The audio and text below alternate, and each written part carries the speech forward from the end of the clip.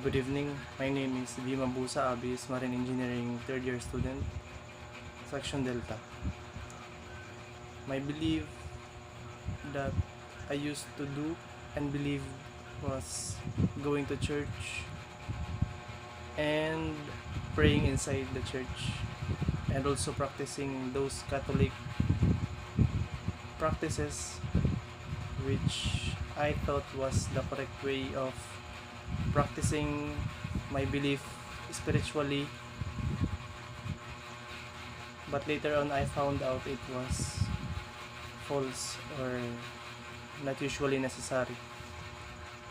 So I'll be reading a philosophical verse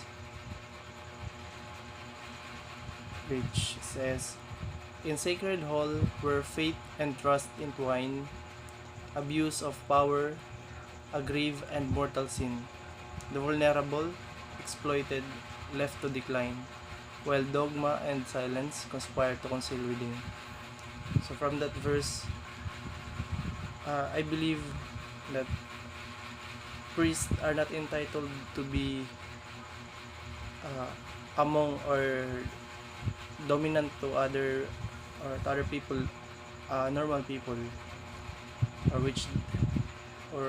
which they believe themselves as a person which is higher to reform to the human hierarchy or the authority they hold among those religious group. So I believe this the priest does not hold any authority in affiliated to the belief of the community, in such way that God did not appoint the priest to hold an authority to other person. So I believe that everyone has the right to pray, has the right to practice their belief in such way that they will glorify God and will abide His law or the 10 Commandments. So going to the church does not mean that you are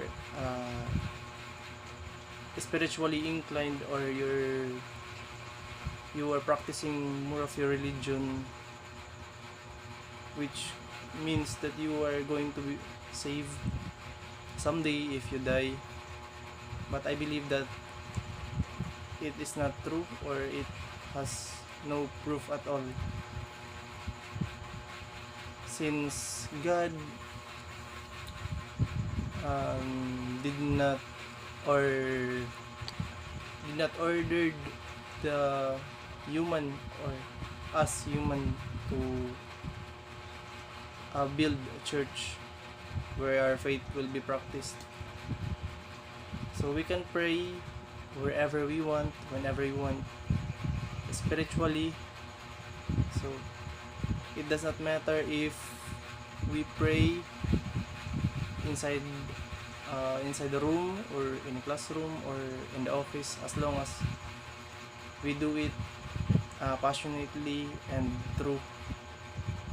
So another one is,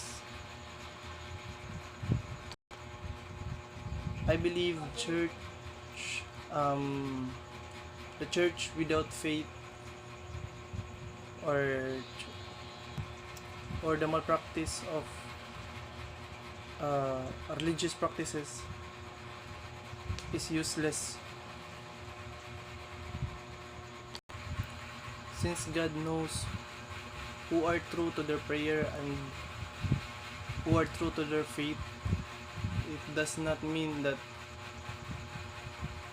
you pray more often, or you pray or you practice the church practices does not mean that you are saved.